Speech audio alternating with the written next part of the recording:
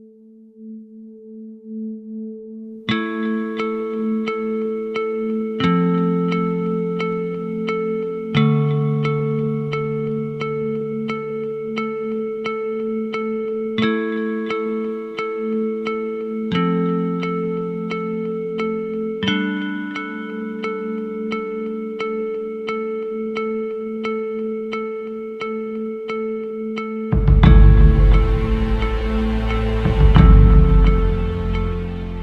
now we are to talk with Miss Wilcar Rubia, the Lathalain writer or a feature writer of the Filipino newspaper of the Commonwealth High School, the Gintong Dahon publication. So let's talk.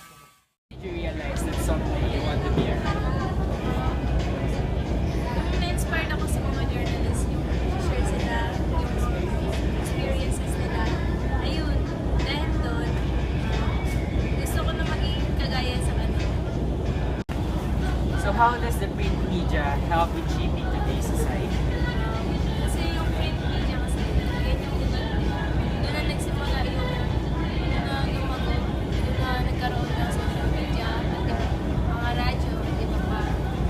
So kung wala yung print media, what do you think meron tayo ngayon? Parang makaluma pa rin. Parang ano tayo, hindi tayo masyado rigorous, saka updated. Do you think print media like newspapers and books are the most reliable source of information? Yes. Kasi yung newspaper, hindi siya basta-basta nagpapublish. Marami siyang pinaprocess or step or pinagdadaan bago So we are about to interview one of the best campus journalists of the Commonwealth Times publication, Miss Serena Carangian. She was the former sports writer and reached the regional school's press conference on journalism last year. So that's when did you realize that someday you want to be a writer? Nanalo ko sa competition kasi iba yung feeling at saka nabasa ko yung pangalan ko sa publish namin na newspaper. Naramdaman ko na gusto ko talaga maging writer. Among all other types of media like broadcast and new media, what made you think that print media suits you best? I think print media suits me best because writing is the talent that God have given me, and I think yung pagsusulat yung responsibility ko yung makapag-spread ng reliable information. How does the print media help in shaping today's society? Yung print media, siya yung nagbibigay ng information sa public, tsaka siya rin yung sa opinion nila. With all the happenings now, a lot of people are saying that the print media journalists are biased. What is your opinion about that matter? Iba-iba naman kasi yun sa bawat category. Sa news writing, dapat na factual, dapat hindi ka biased. Pero sa opinion, dapat na meron kang side na pinapanitan. So, do you think print media like newspapers and books are the most reliable source of information and why? Yes, because as far as I know, the editor-in-chief ensures that yung mga articles ay pina-fact-check at saka pina-publish para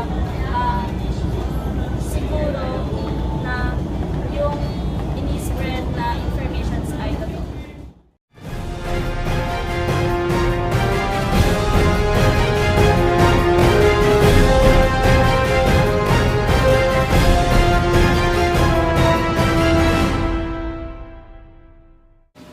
Among all other types of media like broadcast and new media, what made you think that print media suits you best?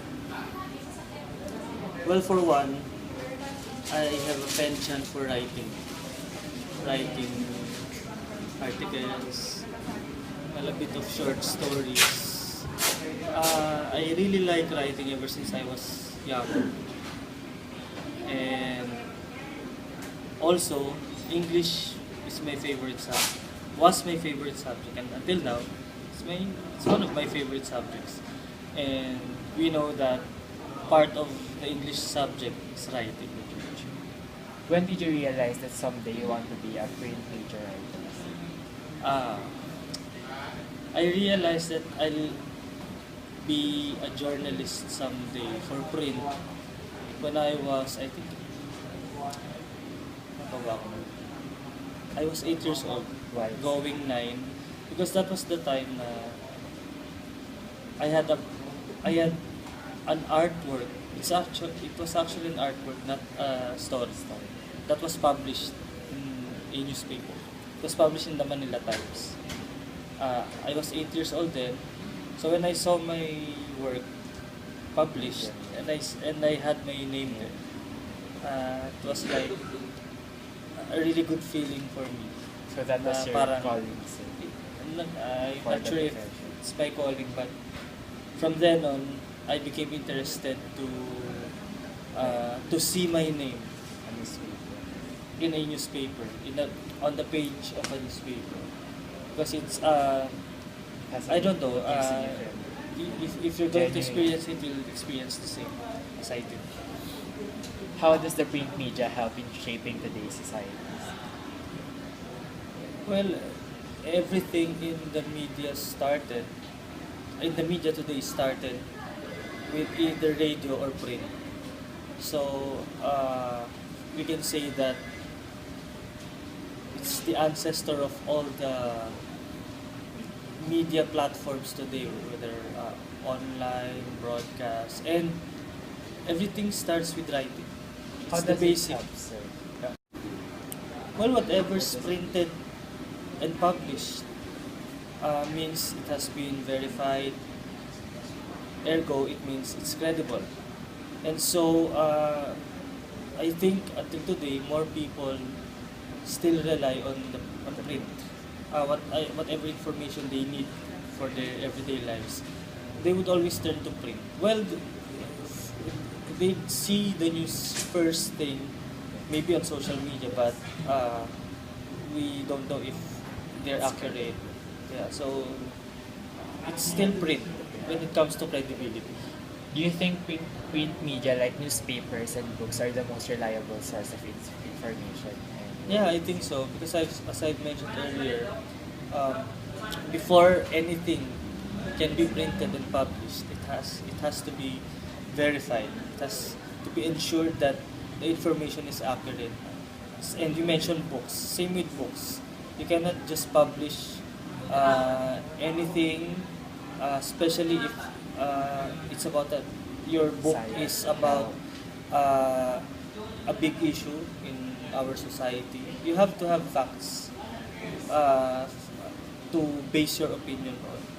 So before it is published, you have to do research. It is tedious work, but it's all worth it by the time it is published. What made print media different from other types of media? What do you think is the difference?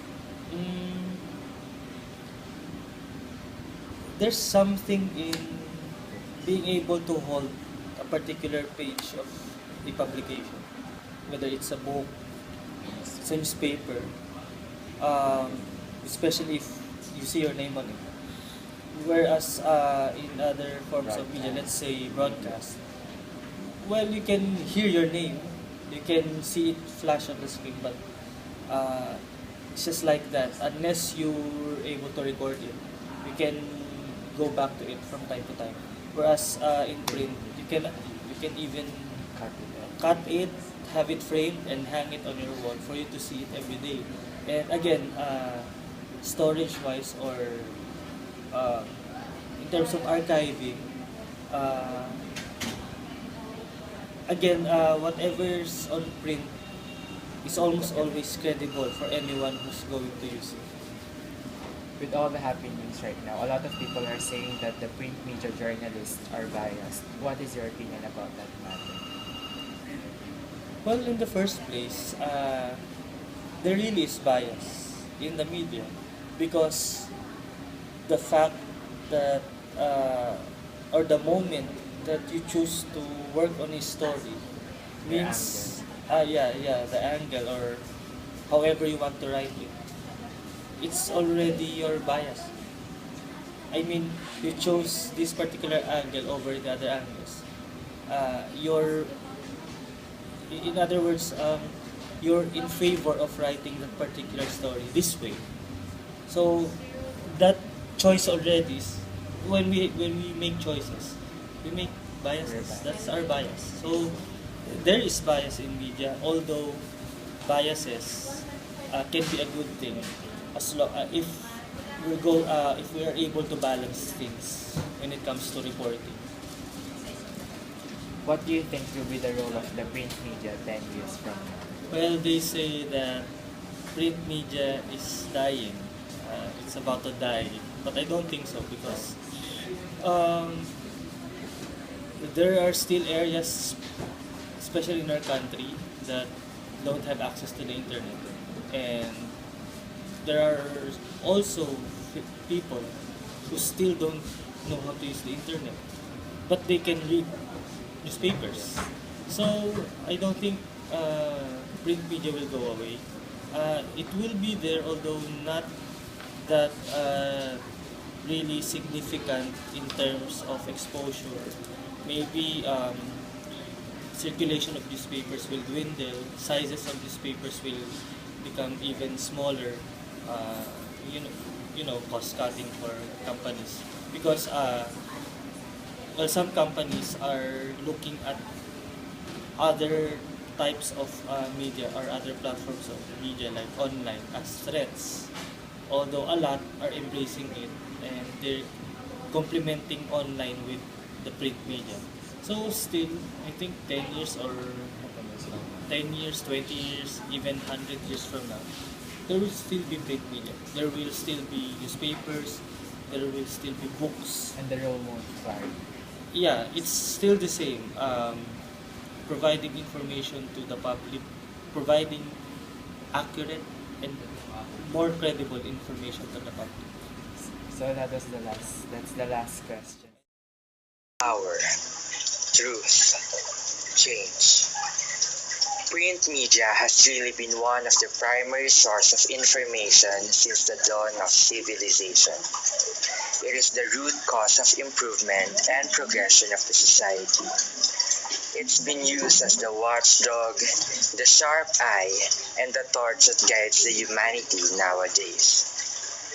Meeting these journalists made me realize how powerful a single article is, how it could build everything, and how it could destroy whatever's been built.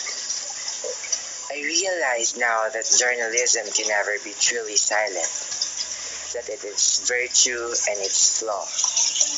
I really hope that someday people will see the blood from their pen.